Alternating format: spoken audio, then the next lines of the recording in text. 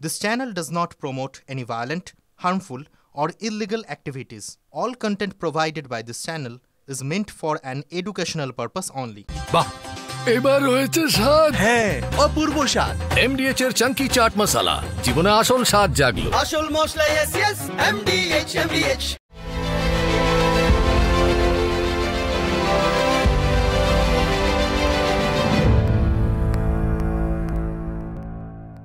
বাংলার নয়মণি তিনি ভারতবর্ষের মুক্তিসূর্য মমতা বন্দ্যোপাধ্যায়। আগামী দিন দেখা হবে, খেলা তো আবার হবে। যদি আমায় আঘাত করো তাহলে মনে রাখো, তখন আমি টর্নেডো হয়ে যাই, তখন টর্পেডো হয়ে যাই, তখন আমি তুফান হয়ে যাই, তখন আমি গর্জন হয়ে যাই। মামাটি মানুষের সরকার তারা দেখিয়ে দিয়েছে কি করে এগিয়ে যেতে হয়, কি করে কাজ করতে হয়, কি করে মানুষের কথা ভাবতে হয়। আমি চ্যালেঞ্জ করে বলতে পারি, সারা পৃথিবীর কেউ করতে পারেনি। আজকে বাংলা মডেল তৈরি হয়ে গেছে।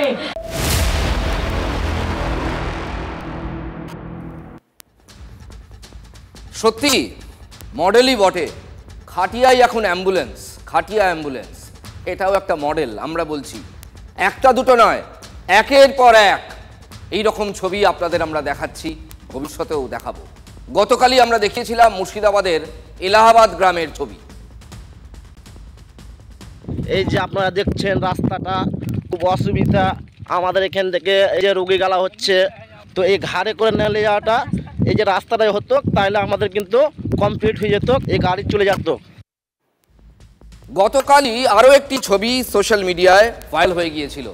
উন্নয়ন নিয়ে সরকারের লম্বা চওড়া লেকচারকে চ্যালেঞ্জের মুখে ফেলে দেয় প্রত্যন্ত এলাকার প্রান্তিক মানুষের এই জীবন যন্ত্রণার ছবিগুলো।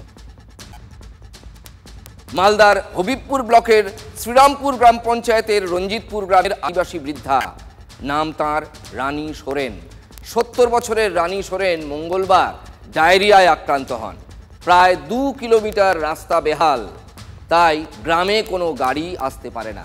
তার 2 ছেলে খাটিয়াকে দোলনা বানিয়ে তাতে মাকে শুইয়ে নিয়ে যান গ্রামীণ হাসপাতালে, সেখান থেকে মালদা মেডিকেল কলেজ। 3 দিন পর 2 ছেলের কাঁধে চেপে সেই খাটিয়ায় শুয়েই ফের বাড়ি ফিরতে হয়েছে রানী সোরেনকে।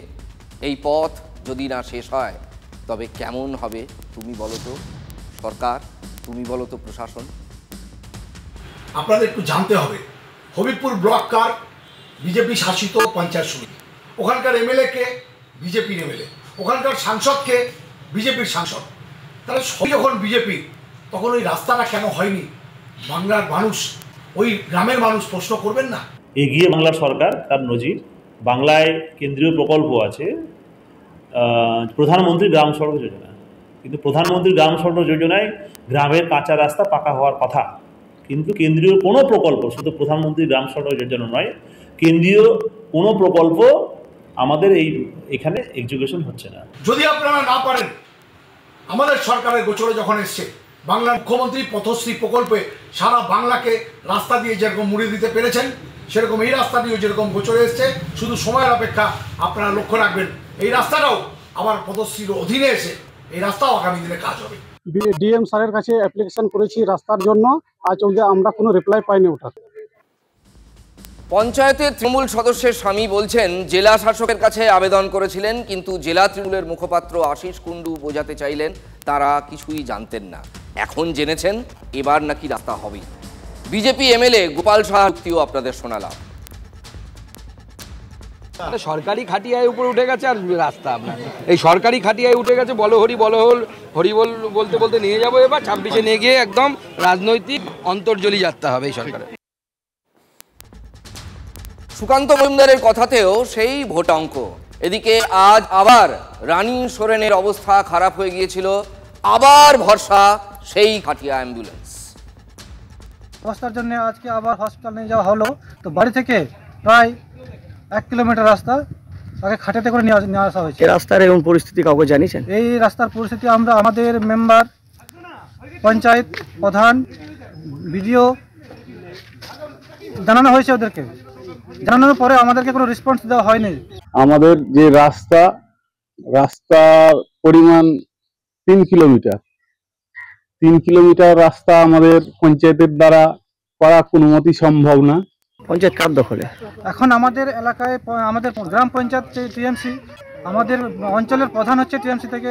আমাদের এইখানে জেলা পরিষদ আছে বিজেপির, বিধায়ক বিজেপির, এমপি বিজেপির, এরা কোনো কাজই করছে না। এমনকি আমাদের রাজ্যও তো আমাদের টিএমসির অধীনে আছে। তো এইসব আমরা কোন রাজ্যে বসবাস করছি? আমরা টিএমসি সরকারের অধীনে বসবাস করছি এই অবস্থায়। তাই আমরা নিজেকে এটুকু বলতে পারবো, আমরা ভুল সরকারকে করেছি, জিতিয়েছি। আমরা চাইছি যে এরকম সরকার আমাদের দরকার নেই। যে সরকার জনগণের পাশে থাকবে সেরকম সরকার আমাদের চাই।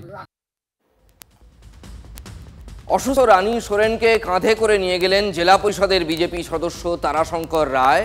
তার সঙ্গেই ছিলেন তৃণমূলের পঞ্চায়েত সদস্যের স্বামীও। খাটিয়ায় চাপিয়ে প্রায় 1 কিলোমিটার আনার পর গাড়ির জন্য অপেক্ষা। না, আমি বিএমএইচ কে ফোন করলাম, বিএমএইচ ফোন হলো না। যে নম্বরে দিয়েছি দেখুন আমার পার্সোনাল গাড়ি ডাকলাম, গাড়ি আসছে। এখন কি হলো হঠাৎ? খুবই খারাপ হয়ে গেছে, খুবই খারাপ হয়ে গেছে। জানি না কি হবে। আবার নিয়ে যাচ্ছেন? আবার নিয়ে যাচ্ছি। এখন সঠিক সময় গাড়ি না আসতে গেলে জানি না কি হবে। কি বলবো, আপনারা নিজে সরাসরি দেখতে পাচ্ছেন, বলার মতো আর কিছু নেই। যেহেতু আদিবাসী এলাকার ভিতরে এভাবে আমরা পিছিয়ে পড়া শ্রেণী সাতাল বলে আমাদেরকে কেউ আজ পর্যন্ত কেউ চোখেই দেখছে না যে আমাদের পরিস্থিতি কিভাবে আছে। বলছি পেট্রোল করে একটা আপনি যে আজকে ভারণ হয়ে গেছেন, কি বলবেন বিষয় যে আপনি চোখ থেকে জল পড়ে যাচ্ছে? আমার ব্যক্তিগত বলার মতো কিছুই নেই স্যার। আপনারা দেখতে পাচ্ছেন আপনার কেউ লাগে? আমার কেউ লাগে না, আমার কাকিমা লাগে। আমি যেহেতু এখানকার গ্রাম পঞ্চায়েত যে আমি বেঁচে আছি, পরিস্থিতি থেকে নিজের চোখে থামতে পারছি না। কি বলবো তারাশঙ্কর, আপনি জেলা পরিষদ মেম্বার, কি বলবেন? কি বলবো, অবস্থা খারাপ। ডিএম সাহেব, বিডিও সাহেব, আপনারা দেখুন এই মানবিক দিক থেকে যদি রাস্তাটা করার ব্যবস্থা করেন। না সঠিক সময় গাড়ি আসছে, না সঠিক সময় ট্রিটমেন্টটা হচ্ছে। আবার শরীর অসুস্থ হচ্ছে, আবার শরীর অসুস্থ, আবার মালদা মেডিকেল কলেজ হাসপাতালে নিয়ে যাচ্ছি। হবিবপুর ব্লক কার বিজেপি শাসিত পঞ্চায়েত সমিতি, ওখানকার এমএলএ কে বিজেপির এমএলএ, ওখানকার সাংসদকে বিজেপির সাংসদ। তাহলে সবই যখন বিজেপি, তখন ওই রাস্তাটা কেন হয়নি?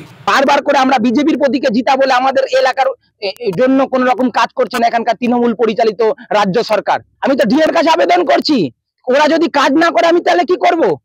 বারবার করে আবেদন করছি, অ্যাপ্লিকেশন করা আছে, স্ট্যাম্প মারা আছে, রিসিভ করছে না, কোন রকম তারা কর্ণপাত করছে না। বাংলার মুখ্যমন্ত্রী পথশ্রী প্রকল্পে সারা বাংলাকে রাস্তা দিয়ে যে মুড়ে দিতে পেরেছেন, সেরকম এই রাস্তা দিয়ে যেরকম গোচরে এসছে, শুধু সময়ের অপেক্ষা। আপনারা লক্ষ্য রাখবেন, এই রাস্তাটাও আবার পথশ্রীর অধীনে এসে এই রাস্তাও আগামী দিনে কাজ হবে। এলাকার জেলা পরিষদ মেম্বার হিসাবে আমি লজ্জাবোধ করছি। এখন আদিবাসীদেরকে মমতা ব্যানার্জি বঞ্চিত করে রেখেছে, এখানে পেশেন্ট মারা যাচ্ছে।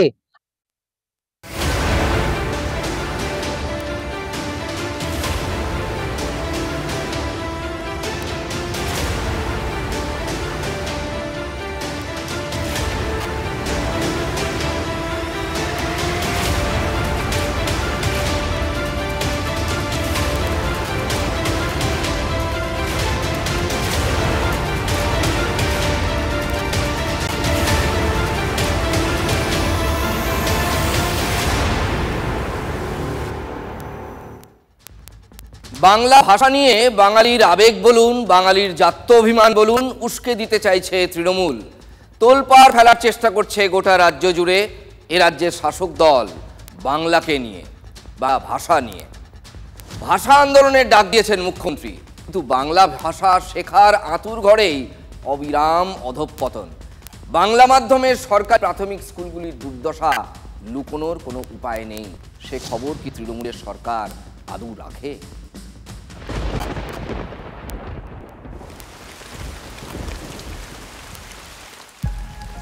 জল পড়ে পাতা নড়ে, এটা স্কুল, রাজ্যের মুক্ত শিক্ষা নাকি প্রকৃতি পাঠ?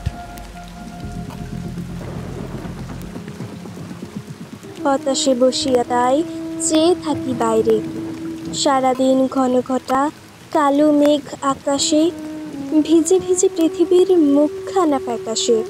ওদের টিন ফাটা আছে, ওই ফাটারে জলগুলো বেরোয়, আমাদের গায়ে ছিটকে ছিটকে পড়ে। আমরা ওখানে বসে থাকি ছাতা মাথা দিয়ে। ক্লাস কিভাবে করো?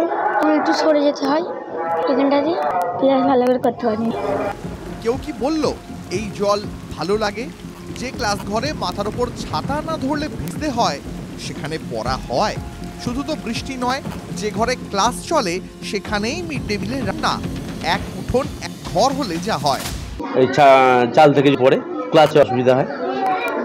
যতক্ষণ বৃষ্টি ছাত্রদের ছাতা মাথায় দিয়ে, হ্যাঁ অনেক সময় একটু জোর বৃষ্টি হলে হয়, তখন ছাতা মাথায় দিয়ে ক্লাস করতে হয়। এই যে এতগুলো বাচ্চাকে নিয়ে এখানে ক্লাস হচ্ছে, মিড ডে মিল রান্না হচ্ছে, যদি কোনো কারণে একটা বিপদ ঘটে সেই দায়ভারটা কে নেবে? বিভিন্ন দপ্তরে জানানো হয়েছে, ম্যাডাম জানিয়েছেন। আমি বারবার সমস্ত কর্তৃপক্ষকে এই কথাটা বলছি, কিন্তু তা সত্ত্বেও কোনো সুরাহা আমি পাচ্ছি না। বুঝতে পারলেন প্রধান শিক্ষিকাকে কি আশঙ্কায় দিন কাটাতে হচ্ছে? মাথার ওপর এই চাপ নিয়ে কি পড়ানো যায়? এই বঞ্চনা অবহেলা শুধুমাত্র হাওড়া আমতার উদং উত্তরপাড়া প্রাথমিক স্কুলে নয়, দুর্গাপুরের কাঁকড়াজবাদ নিম্ন বুনিয়াদী স্কুলের ছবি আরো ভয়ঙ্কর, আরো বিপজ্জনক।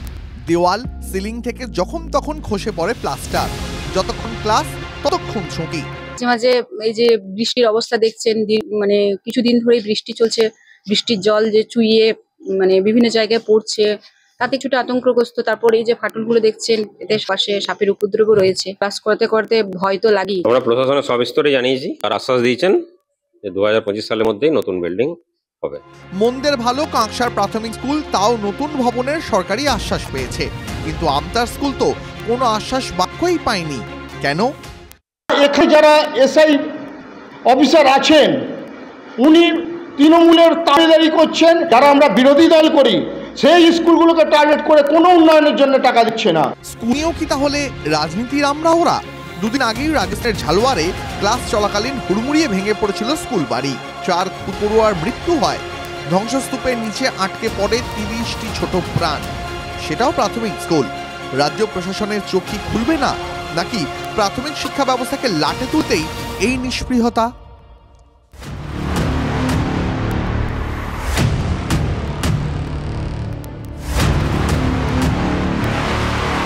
মাঠে যাই, রাত আন্ধার হলে এখানে বসিয়ে গেলে কি করবে? যেটা ঘরে বাথরুমটা আছে সেটা কি হয়? কাঠ ঝুড়ি রাখা আছে সবারই।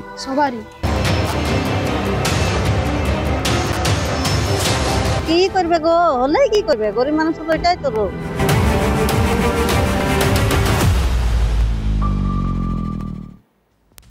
একে কি বলা যায় বলুন তো? আজব গায়ে আজব কথা, নাকি সব দেখেও প্রশাসন সেখানে ঘুমিয়ে? পুরুলিয়া শহর থেকে মেরে কেটে 10 থেকে 12 কিলোমিটার যে গ্রামের কথা বলছি, সেই গ্রামের নাম বগুড়ি।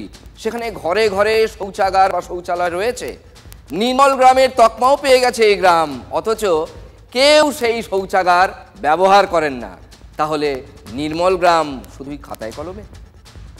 থেকে মাত্র 10 কিলোমিটার দূরে এই বাগুড়ি গ্রাম। 2023 সালে এই গ্রামকে নির্মল গ্রাম হিসাবে ঘোষণা করা হয়, কিন্তু বাস্তবে সেই গ্রামের চিত্রটা হচ্ছে ঠিক উল্টো। গ্রামের সকলের বাড়িতেই শৌচাগার আছে, কিন্তু প্রকৃতির ডাকে সাড়া দিতে সবাই যান প্রকৃতির কোলে, মানে মাঠে। অথচ বছর-দুয়েক আগে পুরুলিয়া 1 ব্লকের বাগুটি গ্রামকে নির্মল গ্রাম হিসেবে ঘোষণা করা হয়েছে। নির্মল গ্রামের প্রাথমিক শর্তই হলো প্রকৃতির ডাকে খোলা আকাশের নিচে কেউ যান না, গ্রামের সকলে শৌচালয় ব্যবহার করেন। তাহলে নামেই নির্মল গ্রাম, পুরুলিয়া 1 ব্লকের বাগুটি। তোরা বাথরুম কোথায় যাস? মানে বাইরে। বাইরে সবাই যায়? ঘরে ঘরে মেয়ে ছেলেরাও যায়? সবাই মাঠে যায়, রাত আন্ধার হলে এখানে বসিয়ে গেলে কি করবে? কোথায় যাবে? এটা তো রোগ জ্বালা হওয়ার সম্ভাবনা। তো কি করবে গো, হলে কি করবে? গরিব মানুষ তো এটাই তো রোগ। শীত, গ্রীষ্ম, বর্ষা বাগুটি গ্রামে মাটি ভরসা, অথচ বাড়িতে বাড়িতে শৌচাগার তো আছে। তাহলে অবস্থা যে যেখানে একটা মানুষ যদি ঢুকে যেতে অঙ্গ হত্যার মতো পরিস্থিতি সেখানে হয়ে যাবে। তারপর দ্বিতীয়ত হচ্ছে যে সেখানে যে জলের অবস্থা, যেখানে যদি জলেই না থাকে তাহলে সেখানে শৌচ আমার কি হবে? আর যেটা ঘরে বাথরুমটা আছে সেটা কি হয়? কাঠ ঝুড়ি রাখা আছে সবারই। যে বাথরুম করে দেওয়া হয়েছে সেই বাথরুমে এখন রয়েছে কোথাও কাঠ, কোথাও ইট, কোথাও বালি। শৌচাগারের অবস্থা তথৈবচ, ফলে শৌচাগার তৈরি হলেও ব্যবহার হয় না। তবু নির্মল গ্রাম বাগুটি। আপনাদের এই গ্রামটা নির্মল বাংলা হয়েছে সেটা জানেন? জানি এটা কিন্তু হয় নাই, কিন্তু না হয় না বলা হয়েছে হবে, কিন্তু হয় নাই কোন বাংলা হয় না। কাগজে কলমে হয়ে গেছে, কাগজ কলম হয়েছে কিন্তু এমনিতে হয় না। খাতায় কলমে নির্মল গ্রাম মানছেন খোদ পঞ্চায়েত সদস্যই। সত্যিকারে নির্মল গ্রাম কবে হবে বাগদি? এটা অস্বীকার করার উপায় নেই, সে ধরনের হয়েছে, কিন্তু আমরা যখন যেটা করেছিলাম আমরা তখন সেই হিসাবে সেটা ঘোষণা করেছিল। সমীক্ষক দল এসেছিল, সেন্ট্রাল টিমও ছিল, হয়তো পরবর্তীকালে সেগুলো কোয়ালিটি তেমন ছিল না। এই যে মানে ভালো নাই, বাথরুম গেলাম আর দরজা ভালো নাই, তারপরে চেম্বার গুলো ভালো নাই, ওই জন্য ব্যবহার করা হয়নি ভালো। একটা প্রকল্প এসেছে যেটাতে ওই যে বাথরুমগুলো হয়েছিল সেগুলো যদি রিপেয়ারিং এর জন্য অ্যাপ্লিকেশন করে তাহলে সেগুলো রিপেয়ারিং এরও একটা ব্যবস্থা করা যাবে, সে ধরনের একটা প্রকল্প ইদানিং এসেছে। নামেই শৌচাগার তৈরি করেছে প্রশাসন, ব্যবহারের উপযুক্ত নয়। প্রধান বলছেন চাইলে আবার তৈরি করে দেওয়া হবে শৌচাগার, কিন্তু তারপরও পরিস্থিতি বদলাবে কি? আসল রোগটাই তো ধরতে পারেনি প্রশাসন, সেটা কি? শরীরের পক্ষে খারাপ। হ্যাঁ, শরীরের পক্ষে খারাপ, কিন্তু কি বলবো, কিরকম ভাবে সচেতন করবো কোনো কিছু তো বুঝতে পারছি না। আমরা অ্যাডভার্টাইজমেন্ট করতে হবে, সবাইকে তো মানে সমাজ কল্যাণের কাজ, সবাইকে সতর্ক হতে হবে। সতর্কের জন্য সরকারকে আবার বলতে হবে, প্রশাসনকেও বলতে হবে। তাহলে তারা যদি চুপচাপ থাকে তাহলে আমরাও চুপচাপ থাকতে হবে, তাছাড়া তো কোনো কিছু উপায় নেই। ব্রেকিং নিউজ, কাল থেকে সংসদে অপারেশন সিঁদুর নিয়ে আলোচনা শুরু। লোকসভায় 3 দিন ধরে মোট 16 ঘন্টা আলোচনা চলবে। রাজ্যসভায় অপারেশন সিঁদুর নিয়ে মোট 9 ঘন্টা আলোচনা হবে। বিরোধীদের দাবি মেনে এবার সংসদের আলোচনা অপারেশন সিঁদুর নিয়ে আলোচনায় অংশ নেবেন প্রধানমন্ত্রী নরেন্দ্র মোদী। ভাইয়ের হাতে ভাই খুন, নিউ টাউনের হাতিয়ারা পশ্চিম পাড়ায় চাঞ্চল্য। রবিবার শেখ নাফিজ আহমেদের নামে গালিগালাজ করতে থাকে তারই খুড়তুতো ভাই সফিকুল নূর ইসলাম। বাড়ির সামনে গালিগালাজ করতে নিষেধ করে নাফিজ। হঠাৎ তার ওপর ছুরি নিয়ে হামলা চালায় সফিকুল। বাইপাসের ধারে বেসরকারি হাসপাতালে নিয়ে গেলে মৃত ঘোষণা করেন চিকিৎসকরা।